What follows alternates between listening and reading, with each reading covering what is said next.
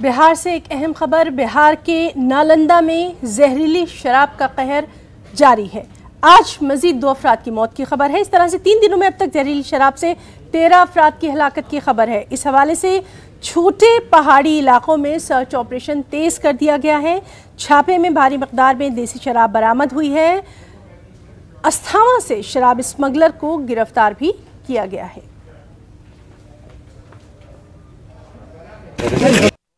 ये पहाड़ी एरिया में लगातार एवं अन्य क्षेत्रों में भी लगातार हम लोग छापामारी सर्च ऑपरेशन हम लोग चला रहे हैं। इसी क्रम में अभी 1 मिनट रुकन हम करेंगे। काफ़ी जो देसी शराब है इसकी बरामदगी हुई है। तो कल हम लोग अभी तो थाना ले जा रहे हैं और इसमें जो भी